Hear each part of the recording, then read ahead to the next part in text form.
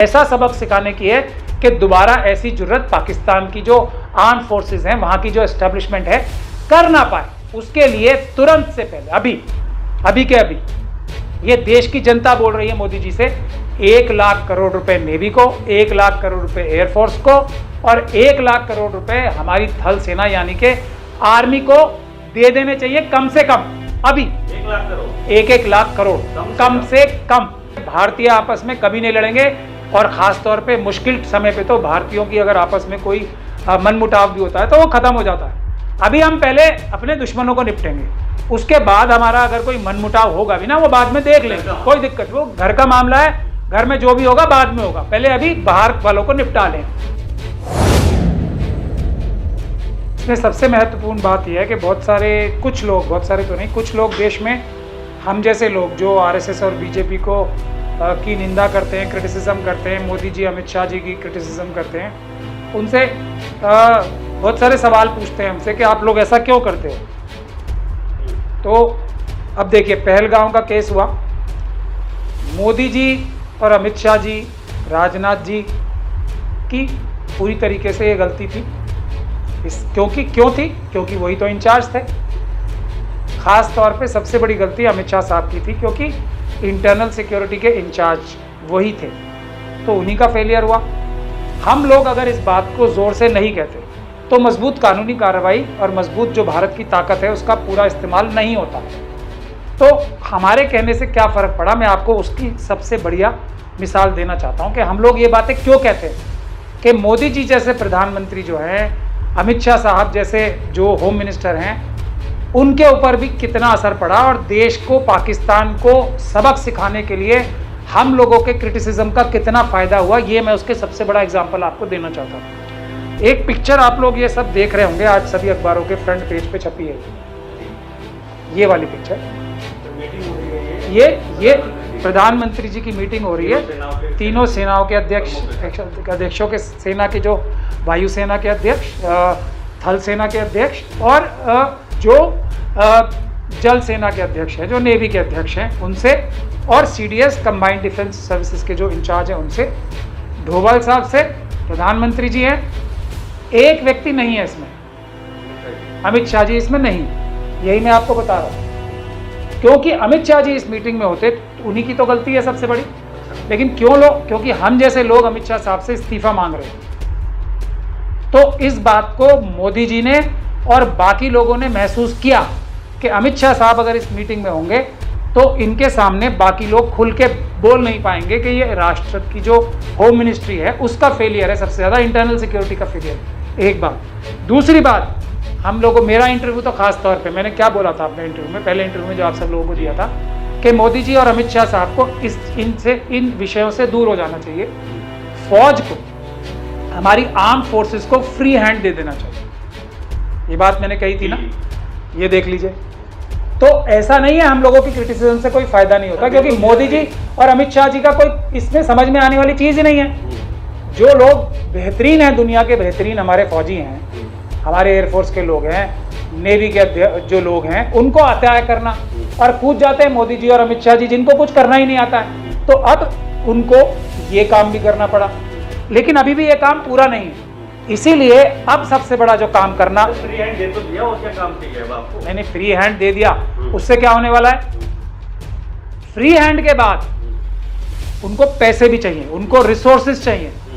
मेरा ये कहना है, और मैं सभी विपक्ष की पार्टियों से भी, देश के सभी देशभक्तों से, खास तौर पे जो सर्टिफाइड देशभक्त हैं देश के, जैसे निहर सिंह राठौर हैं, जैसे एक वो मिस मेडुसा हैं, जैसे कुछ ये अब तो हम लोग शक करने लगे थे उन पे 4PM वाले हैं। ये जो सर्टिफाइड देशभक्त हैं देश के, जो सबसे बड़े देशभक्ति के लिस्ट में जिन जिन लोगों के खिलाफ सरकार ने कार्रवाई की है, ये लोग जो हैं, उन लोगों से भी मैं गुजारिश कर रहा हूँ, देश के सभी अपोजिशन पार्टीज के लोगों से भी गुजारिश कर रहा हूँ कि अब फ्री हैंड के बाद कम से कम 1-1 लाख करोड़ तुरंत, मतलब रिसोर्सेज भी तो चाहिए।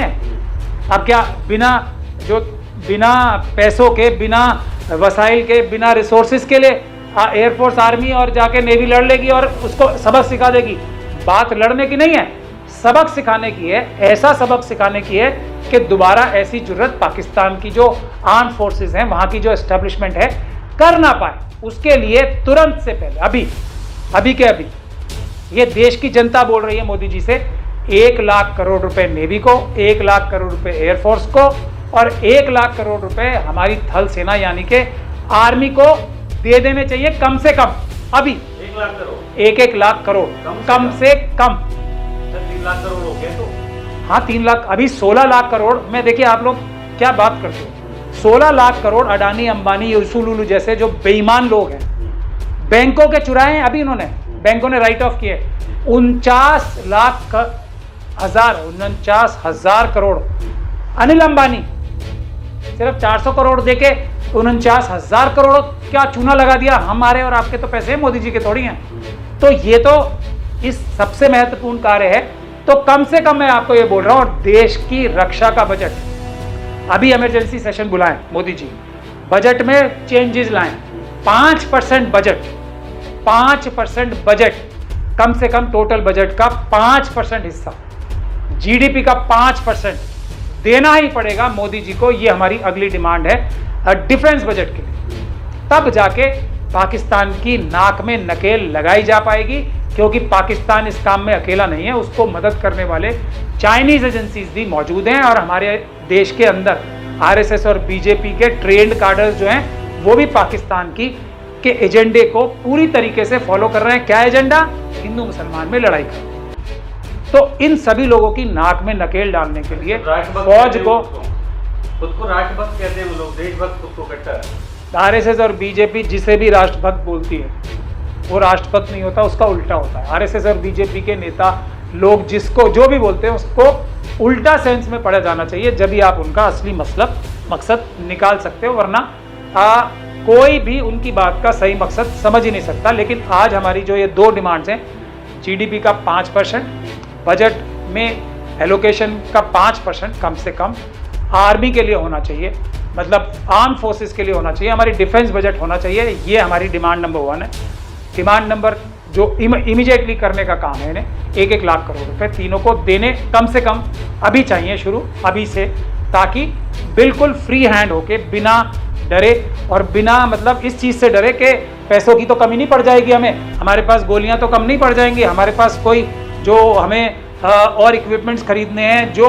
और सबसे बड़ी बात, एक फ्री हैंड इस बारे में भी होना चाहिए कि अगर जैसे जनरल जीडी बख्शी जी पहले मुझसे बहुत लड़ा करते थे, आज अब वो 100% वही बोल रहे हैं, और सिर्फ नाम नहीं ले रहे मोदी जी और अमित शाह जी का, बाकी बोल वही रहे हैं जो मैं बोलता हूँ कि जो ये आर्मी, एयरफोर्स और नेवी है, इनको फ्री हैंड इस बात का भी देना चाहिए कि वो रेगुलर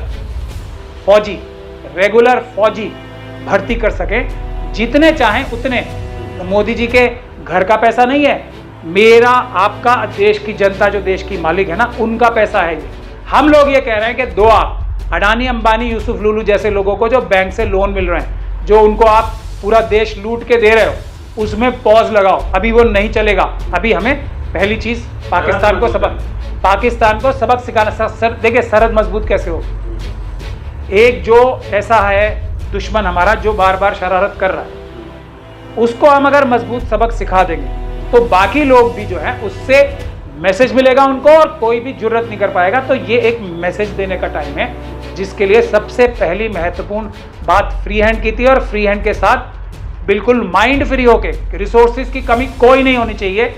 देश का पैसा है, देश ये चाहता है कि अभी हमारी आर्म फोर्सेस को बिल्कुल फ्री हैंड, पैसे के मामले में भी, रिसोर्स के मामले में भी, भर्तियों के मामले में भी उनका फ्री हैंड होना चाहिए। एयरफोर्स के लोग जितना चाहते हैं, जितने जहाज खरीदना चाहते हैं खरीदें, जितने भर्ती करना चाहते हैं भर्ती करें, रेगुलर करें, अग्निवीर करें, ये उनके ऊपर पूरी तरीके से छोड़ देना चाहिए। मोदी जी को इसमें अपनी टांग नहीं अड़ानी चाहिए, क्योंकि वो उस चीज़ के एक्सपर्ट नहीं है। वो जो भी करेंगे वो बादलों के पीछे जान देंगे। उस बालाकोट का सफल क्यों हुआ था?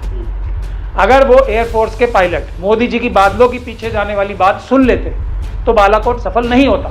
उन्होंने मोदी जी की बात सुनी और अनसुनी कर दी। चलो बोल दिया, कोई बात नहीं, प्रधानमंत्री जी हैं, इनको नहीं पता, और उन्होंने वैसे ही किया जैसे उन्हें करना था, प्रोफेशनली, तब सफल हुआ। मोदी जी की बात सुनते तो फेल हो जाओ। लेकिन सर तैयारी तो उधर भी पूरी है, वो लोग बाबरी मस्जिद में ईंट लगाने की बात कर रहे हैं, कह रहे हैं हम आदान देंगे, ईंट लगाएंगे वहाँ, ये सब उधर भी बयानबाजी चल रही है, इधर भी बयानबाजी। नहीं तो मैं इसीलिए तो कह रहा हूँ, बयानबाजी तो देखिए, बयानबाजी चलवाने के लिए सबसे बड़े जो देश के दुश्मन हैं, ये नेहा सिंह राठौर और मिस मेडुसा के खिलाफ और 4 PM के खिलाफ तो कार्रवाई कर दी, और भी दूसरे जो ईमानदार चैनल्स हैं उनके खिलाफ जो टाइम्स फेसबुक, उनका भी भारत टाइम्स न्यूज़ जो है इसके फेसबुक पे कार्रवाई कर दी। तो ये आप लोग हो जो पत्रकार हो, ईमानदार पत्रकार हो, जो RSS और बीजेपी के समर्थित पत्रकार हैं, जो टेलीविज़न चैनल्स हैं जिसमें रिपब्लिक टीवी हो गया, टाइम्स नाउ हो गया, नवभारत हो गया, जितने भी लोग वो पाकिस्तान के लोगों को बुला के भारत को गाली दिलवा रहे हैं हमारे टेलीविज़न चैनल्स पे, वो सब ISI के पाकिस्तानी एजेंट्स हैं।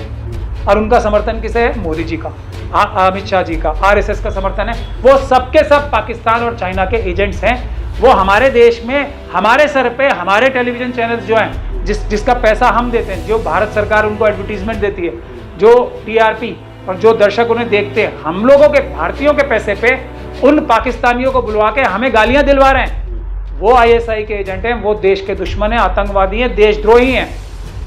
उनके खिलाफ भी कानूनी कार्रवाई करना ये सरकार नहीं कर रही। इससे क्या पता लगता है कि ये सरकार इन गतिविधियों को प्रमोट कर रहे हैं। और आप जैसे लोग जो असल में इलाज करना चाहते हैं पाकिस्तान का परमानेंट, हम जैसे लोगों का इंटरव्यू लेके असली बातें, आज मैंने जो 3 लाख करोड़ देने की बात की है, इससे कितना फौज को फायदा होगा, इससे पाकिस्तान के जो ये झूठे बकवास करने वाले लोग हैं ना, इससे इनको पता लगेगा अब भारत जो है सीरियस हो चुका है। पैसे देते ही, बाकी तो उन्हें पता है भारत की फौज के सामने वो टिक ही नहीं पाएंगे। जैसे ही पैसे देंगे, फ्री हैंड देंगे असली वाला, फिर देखो अगर माफी मांगने के लिए तैयार ना हो जाए यही लोग जो आज बकवास कर रहे हैं पाकिस्तान से, तो मुझे बताना। लेकिन सर जिस तरीके से माहौल देश में बनाया गया, वो जो दंगा मतलब हुआ पहलगाम में, उसे हिंदू मुस्लिम का रंग दे दिया गया।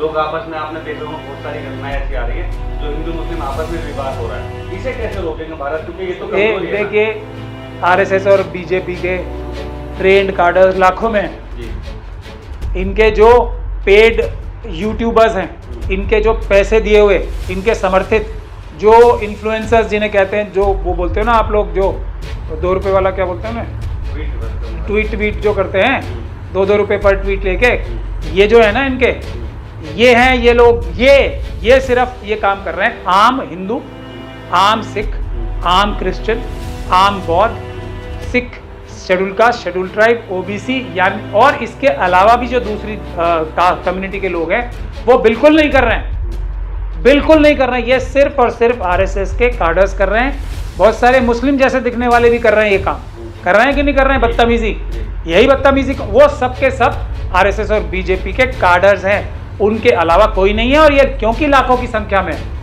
क्योंकि ये देश का पैसा चुरा के अपने वर्कर्स को पैसे देते हैं, तो ये वही लोग हैं। कोई भी आम हिंदू, बिल्कुल आम हिंदू जो है ना, वो है जो टूरिस्ट वहाँ गए थे, जो यहाँ आके उन मुस्लिम भाइयों की अपनी तारीफ कर रहे हैं, भाई बहनों की, जिन्होंने उन्हें अपने घर में रखा, जिन्होंने ये कहा कि गोली चल रही है तो हम पहले खाएंगे, जिन्होंने बच्चों को ढक लिया अपनी बॉडी से, जो आदिल हुसैन, जो सैयद आदिल हुसैन थे, जिन्होंने बंदूक छीन ली थी ऑलमोस्ट, जो मतलब ये तो उनकी किस्मत खराब थी उस समय, नहीं तो ये आतंकवादी एक को भी नहीं मार पाते। तो उन लोगों की तारीफ कौन कर रहा है?